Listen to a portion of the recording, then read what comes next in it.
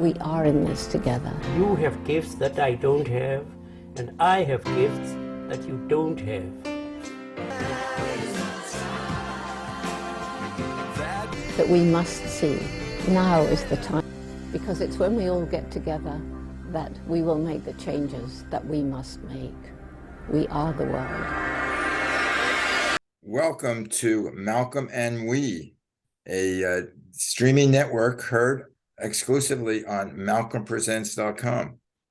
And Malcolm Presents is affiliated with We the World, trying to make the world a better place by introducing you to all the folks who are working behind the scenes, trying to improve our planet. And today we have Jason Hallmark. And to do the introduction, I'll leave my able co-host, Yana Larson. Yana, start us off. Well, thank you, Malcolm, and welcome, Jason. Thank you for being here. Jason Hallmark is a petrochemicals and pollution organizer. I first heard about him when I joined with Climate Reality Corps, and then I saw an event that he was on, which I'll mention later, but let me tell you a little bit about him. He's a petrochemicals and pollution organizer in the Appalachian region, and he graduated with a double major in sustainable management and business management from Slippery Rock University. His current work focuses on supporting local grassroots organizations pushing back against the petrochemical buildout in the Ohio River Valley. And before working with Climate Reality, he joined the leadership team for the Pittsburgh and Southwest Pennsylvania Climate Reality chapter. He's also passionate about the intersection of disability and the climate change, and we'll talk about that. In 2018, he was diagnosed with MS and has since made it a goal to spread awareness about eco-ableism. Shortly after his diagnosis, he applied and was accepted for an Arctic expedition that he went on in 2019 to gain leadership experience and learn more about climate change. In his free time, as though he has any, he enjoys hiking, kayaking, and nerding out with books and podcasts. And so welcome. Thank you for being here. You and I talked a little bit about living with MS and how that kind of sucks. Yeah. But at the same time, trying to not let those things knock you down, and that you can still keep going. And there are good days and there are bad days, and you just got to keep on keeping on. Where do you want to start? Oh, well, first I want to say thank you for having me on and giving me the opportunity to speak with you. I'm very excited about it. If you'd like, I can start sort of where this interest began for me, of the intersection of disability and climate. As you mentioned in the introduction, I was diagnosed with MS in 2018. And previously, before that, I went to school for sustainability, but I wasn't working in the environmental field at all. I was just kind of going through the 9-to-5 life of, corporate world, try to make money to pay my bills and get through life that way. But the diagnosis was really a wake-up call for me. And sitting in the hospital bed, I had a hospital stay a few days after my diagnosis. I found a podcast actually to listen to called the Global Goals Cast that focused on the sustainable development goals. And one episode they followed explorer Robert Swan to the Antarctic, where he was trying to become the first person in history to walk to the South Pole using only renewable energy. And Rob himself is somebody who likes to be the first. He was also the first person in history to walk to both the South and North Pole. And they followed his journey through the South Pole with his son Barney. Unfortunately, he was injured during that trip and wasn't able to make it.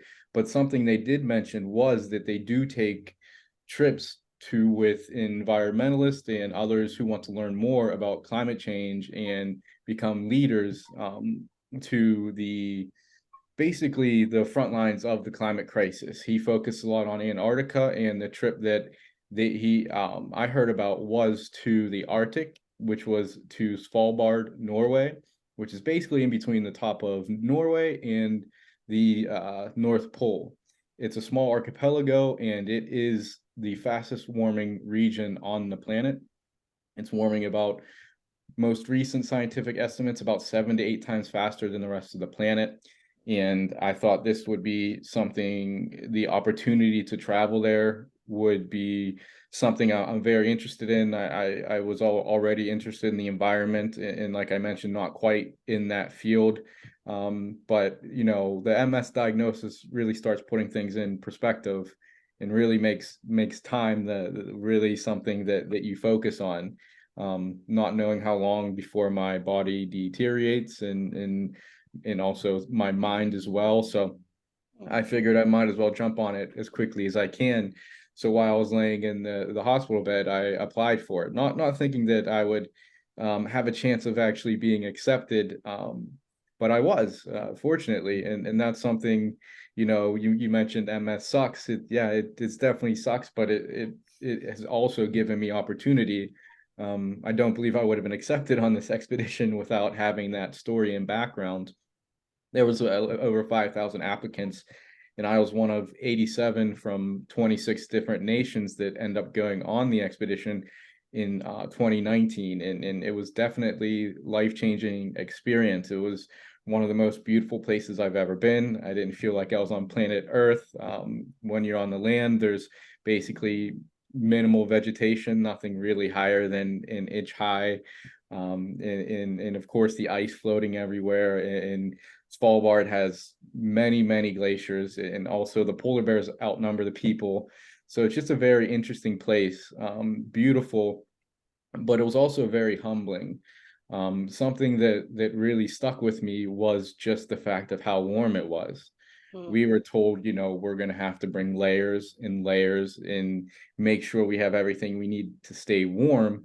But while we were there, it was 40 degrees warmer than the average from just the 1980s. So we are stripping layer after layer after layer and walking across permafrost that was melting, and people were getting their boots stuck in the permafrost and having to rip Wow. it out. So yeah, it was, again, it was very humbling to see that, and also very motivating. It's something that really made me want to focus on the climate, on climate change, and really protecting the earth. I still didn't have the disability mindset in angle about it yet, just because I was so newly diagnosed that I really didn't have the experience yet to understand. And that's something more I'll talk about within the climate movement itself, is just, I think, a lack of understanding about the intersection that happens. But yeah, coming home from the Arctic and seeing all this beautiful place that is melting, you know, it was melting in front of my eyes. Really is a wake-up call, Yeah. without Do you question. do you have the ratio of how fast it's melting, and how much of the we always see the glaciers cracking, and but Yeah, do you have, it's I don't have that on me right now, but one of the things, I was on a National Geographic expedition ship, and we had naturalists on board, and one of the naturalists, who has been going to that region for almost 3 decades, himself even said that in the summertime you could not sail around to the eastern side of Svalbard because of how much sea ice there was. But now it's almost ice free in the summer there. And that's one of the things that is the sea ice is disappearing very quickly. And something that Rob also said, the leader of the expedition, the polar explorer who walked to the North Pole, it was the 30th anniversary of when he walked to the North Pole for the first time. And that's something he stressed on the expedition, is that it's impossible to do that now because the ice just isn't solid enough to make it out to the North Pole by walking anymore. So it's disappearing very quickly. In like one of the things I'm very proud of is a picture that I took of an ivory gull, which is considered an endangered species. And just like the polar bears as well, they live off of and feed off of the sea ice. And since that sea ice is disappearing, and their numbers are dwindling. But I did see some reports recently, actually, I think last week, that sea ice in the Arctic is going to disappear in the summer by the early 2030s.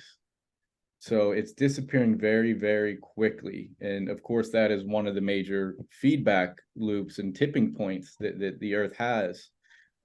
Because once that ice disappears, then we no longer have that ability to have that ice reflecting the heat back up through and into the and out of the atmosphere. So just a lot of worrying things when it comes to what's happening in the Arctic, and especially with permafrost melt.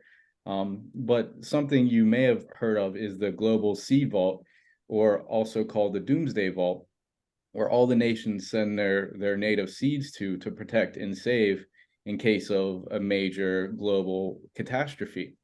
And they put this on the side of a mountain in permafrost. And of course, permafrost, it's supposed to always be cold and frozen. Yeah, Well, what exactly is give a definition of permafrost to the unaware.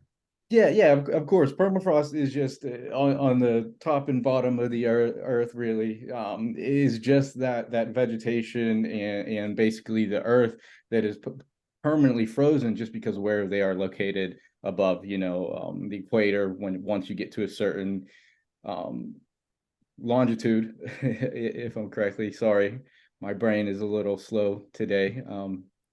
But yeah, and that's one of the things that is also a major feedback loop, and we're seeing that in Siberia, that has one of the largest concentrations of permafrost is throughout Siberia, is that permafrost is melting, which of course it's a lot of vegetation, and once that melts, it releases a lot of various greenhouse gases like carbon, nitrogen, and methane also get released from that. So that creates a feedback loop, and you can even have more localized warming. Of course, it impacts the whole planet, but some of those places are speeding up faster just because of how much of that gas is being released up into the atmosphere. So basically, that gas is released, causing more warming, causing more permafrost to melt, causing more gas to release. So it's a never-ending feedback loop, Yeah. which is one of those tipping points that once they're really turned on, might not be able to be shut off. Yeah. Well, I know recently Siberia has been plagued with fires. Does this have anything to do with that? Yeah, I mean, there's definitely talk that of course having the warmer and drier climates there, and of course with all of that gases being released, causing it to be warmer with that localized warming. It's definitely believed in connection, but I'll be the first one to say I am not a practicing scientist. I'm an organizer, but yes, that is, I do believe that they are definitely related and connected, just because of how much gas is being released by the melting permafrost. Yeah. Getting back before you were diagnosed and got involved, what did you do? What type of education did you have, and what type of work were you doing? Yeah, I went to school for sustainability was my degree. I just have a bachelor's degree, and I was working for a healthcare company, working for Medicare and Medicaid. So it was really just really far off from anything I'm doing now. I still paid attention a lot to what was happening, but I wasn't actively doing anything about it. I was supposed to say, I apologize for my phone making noise there. I'm always in a panic before we do these things because I'm always like, which laptop's gonna work? And it's got this new phone and I forgot to turn it off and blah, blah, blah. But anyway, it's just us. So, but you know what? There is so much to talk about here, and we barely touched on it, a lot of things that I wanted to talk about.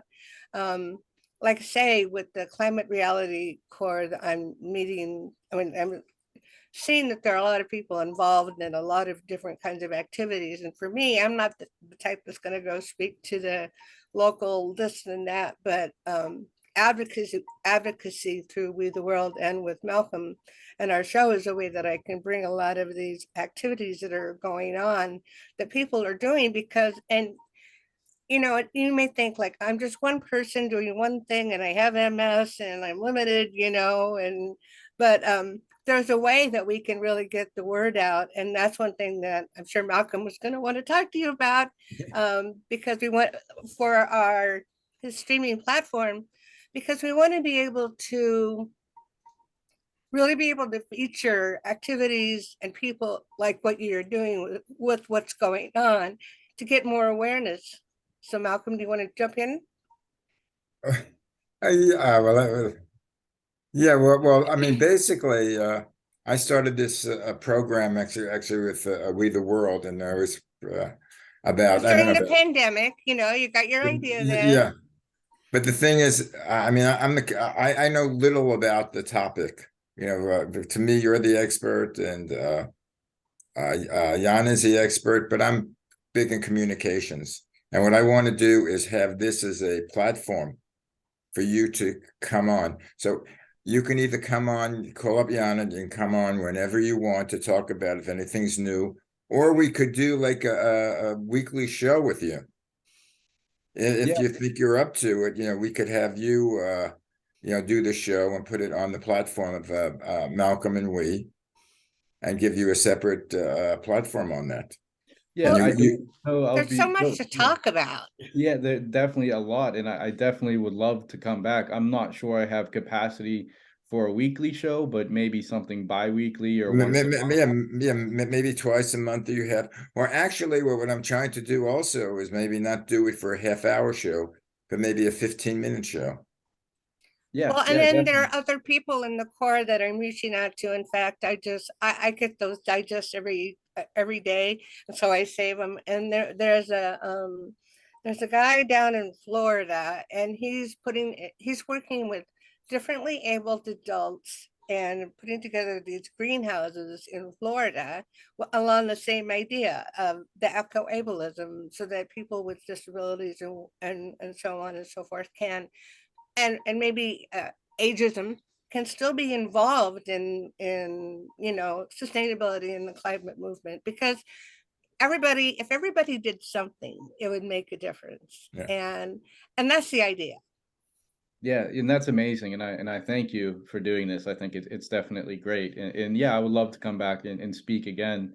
And if you like, I could talk a little bit about eco-ableism as well to get more into the meat of that and what's going on in that realm, because that is something that even within the climate movement itself is something that is kind of overlooked and almost forgotten, or not forgotten, but just not really understood. And Well, and in your case, I mean, I would look at you and I would not know that you have MS. It's not like you have CP or something like that, or obvious, you're not a stroke victim and, one side of you paralyzed, you're not aphasic, you can speak. And a lot of times when you have an invisible disability, people just don't think, well, you know, yeah, yeah. and it's hard to explain. So, but you're a Well, young guy and you have a lot of life left ahead of Yeah, you. yeah, definitely. Yeah, and in invisible, if you can see me walk, like you might think like maybe I recently had a trip and fall, and like Oh, okay, my well, my same gait's a here. little off, and I walk with a walker. Uh-huh. Um, And some days but you yeah, don't need it, and some days you yeah, do. exactly. and the important thing is that you have your mind, and Yeah, and yeah, and yeah. and, Trying clinging and on you to can it. verbalize. Clinging on to it. Yeah, I yeah. didn't know that MS affected cognitive ability That too. that even though like I am like losing the ability to walk, that the thing that I think affects me the most, at least upsets me the most, is the brain aspect of it. I get really fatigued in the afternoon. I cog fog really hits hard. Like there's various things where I lose words, even simple words, and Mm-hmm. short-term memory is gone. I have to write everything down now. I didn't have to used to do that. And that has been one of the harder struggles for me, is the cognitive aspects of what MS does. So Well, does that happen to pretty much everybody at some point during the course of MS, or does it affect matter like the age of onset? How does it work? Well, MS, it's referred to a lot as the snowflake disease, because everybody who is impacted by MS can have a different experience. Really, what's happening is my immune system is attacking my nervous system, and since your Mm, nervous system controls every aspect of what you do, it could be variable. Some people, there's people with MS that only have parts of their optic nerve that are impacted, so they just have vision problems. There's people that where it affects parts of the brain cells, and there's people that also have the various parts of the spine. For me, I have lesions on my brain and both parts of my spine. So right now I'm considered mild to moderate, but long-term prognosis is severe disability just because of where those lesions are. So it all depends on where the lesions attack and where it's actually attacking that person. I have something called relapse remitting. So I each time like I have an actual clinical relapse, which would be new cells being damaged and new symptoms. And then that kind of lowers basically like where I like see, I'm losing the words now, but but my baseline, it lowers my baseline to where I'm at, and that's like basically if I have a new relapse, then that's more permanent disability that I'll always have. And then And you can't rebuild that. I mean, no, you there's can't no teach a new way. part of the brain to take over for No, something like there's no that. way to repair. It's the myelin sheath is a protective cell around your nerve cells, and that is what is attacked, and that disrupts the electrical signals from your brain to whatever part of your body you're trying to control. How old are you now, may I ask? 35. So you've had it for about 5 years now then. Yes. Wow, that must have been scary when you first had that happen. And I can't even imagine. Do you have to have care at home, or how do you manage things? I don't have to have care. I did actually just this past week get set up and put on a list to have a service dog. So I will have a service dog That'd be with me great. probably in about a year, however long it takes to train them. So I will have a service dog. But at the moment, I don't have care. But again, it's a very unpredictable disease. I am on a treatment. I get treatment twice a year. What does that involve? It's an infusion. So for a Mhm. few hours, I go to an infusion center. They inject me. And really, since the disease is my immune system attacking my nervous system, the treatment kills my immune system. And that's Oh, something that has susceptible. Yeah. been difficult during especially COVID times because Yeah. I can't stop from getting a cold or fight off a cold. So something like COVID would be very, very detrimental to me. And I am at risk for the more severe outcomes. I haven't gotten it. I've been shielding for these past few years.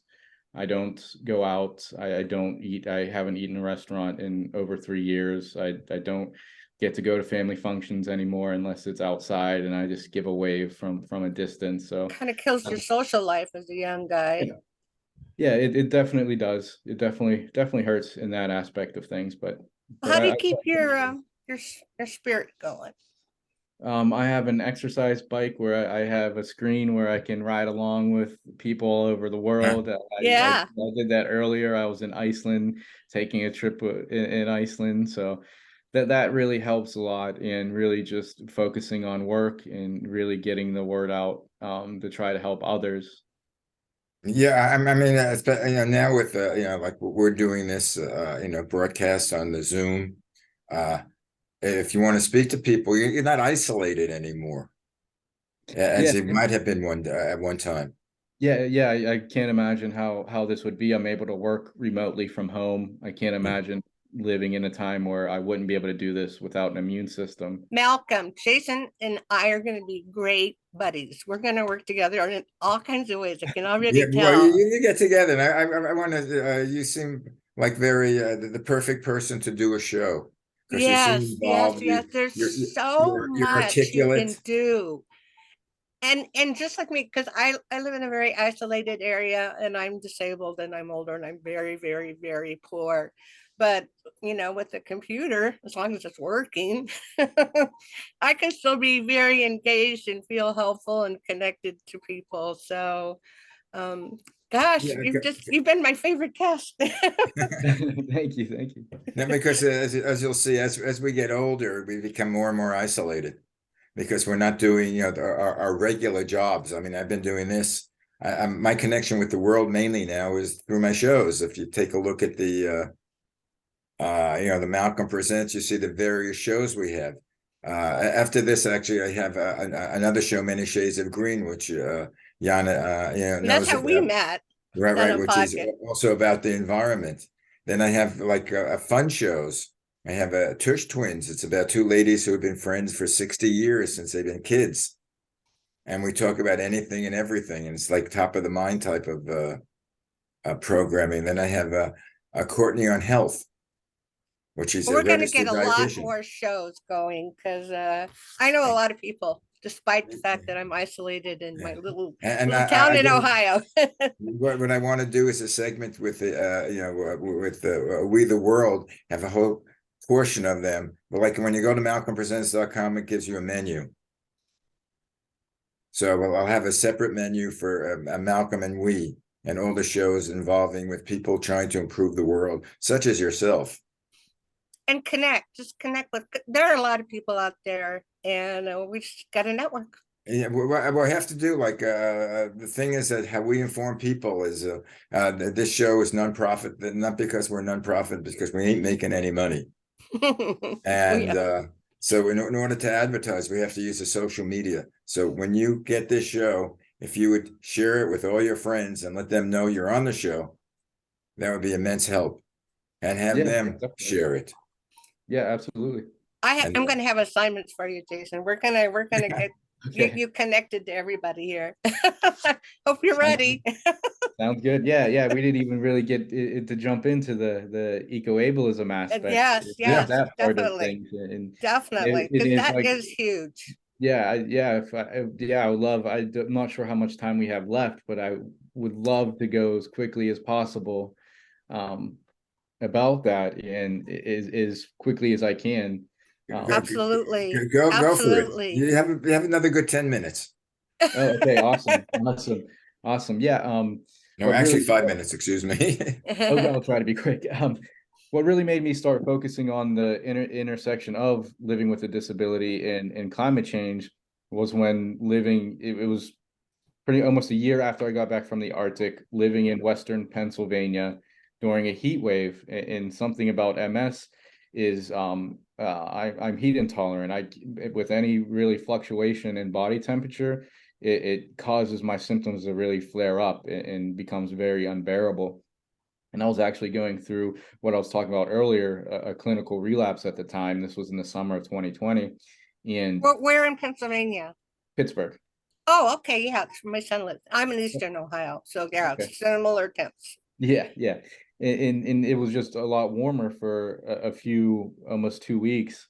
And I only had air conditioning in a single bedroom. Yeah. So I was confined to that bedroom, especially if I'm flaring up. If I would leave even to use the restroom, I would start feeling I get vertigo really bad. I become super numb. It becomes extremely difficult to walk and use my hands.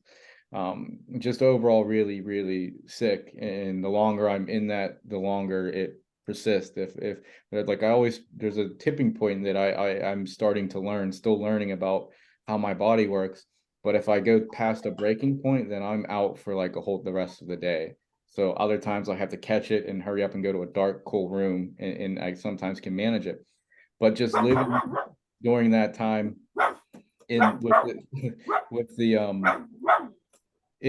air conditioning only in that one room, I thought to myself, I went to school for sustainability. I understand that the climate is changing and some of the things that are coming, but also going to the Arctic, seeing firsthand and getting the climate change education there really made me think, like, if I understand what's happening and I can't even adapt to the changes that are happening in my own backyard, then how can other folks with disabilities who might not have the same education or resources be able to adapt themselves? And that's why I really wanted to spread awareness about this and really hope, because a lot of the issues is that it's not really talked about. And one example I always point to at COP26 in Glasgow, which COP is, of course, the major meetings that take place among world leaders about what to do about the climate crisis. During COP26, there was a huge push to include more marginalized voices at those meetings, from the BIPOC community to indigenous voices to even youth voices, but there was something that was glaringly missing, and that is folks with disabilities. And living with a disability isn't a monolith. Anybody can become disabled at any time, and it can also intersect with any other marginalized community or any community. Well, I hate to say this. Might be for the world. This might be a blessing in disguise. This has got you motivated, to do something about it. So, who knows? As they say, when one door closes, another door opens. So this opened close one world to you, but open another world to you. Exactly, and I'm just Thinking hoping, positively. yeah, and I'm just hoping that I can hopefully spread that awareness to help others. In even like I was mentioning in Glasgow at COP26, there was an Israeli energy minister who is living with cystic fibrosis, I believe, or no, cerebral palsy, I believe, and she is a wheelchair user, and she couldn't even get in the door because there wasn't accessibility. So since then, what I tell people about the climate movement being more accessible and inclusive is, how can we have a seat at the table if we can't get in the door? And Right. the eco-ableism in basically what the definition of eco-ableism is it's the discrimination of people with disabilities through an environmental context. Right. Jason, my beeper just went off. Is there a website that they could reach you, or do you have a website to expose people to what you do? I don't personally have a website, but you can learn more about me from climatereality.org. The About page, I do have a bio on there as well. Okay. And I can definitely share out my information afterwards. We'll work on that because like I say, we're going to be connected because you have an incredible story, and it's just amazing. It's serendipitous that we met, and thank you very going much. forward. And I'm sure in the future we'll be working together. Definitely. Yeah, absolutely. Sounds good. Sounds Okay, good. Thank you so much. Okay. Thank you, Jason. Bye-bye. No problem. Bye. And this has been Malcolm and We, heard on malcolmpresents.com, and soon we're going to have Malcolm and We and Jason Hallmark. Bye. Bye, everyone. The objective of the organization We the World is to facilitate cooperation on a global scale amongst groups and individuals dedicated to implementing solutions to the many challenges we face on the planet at this time.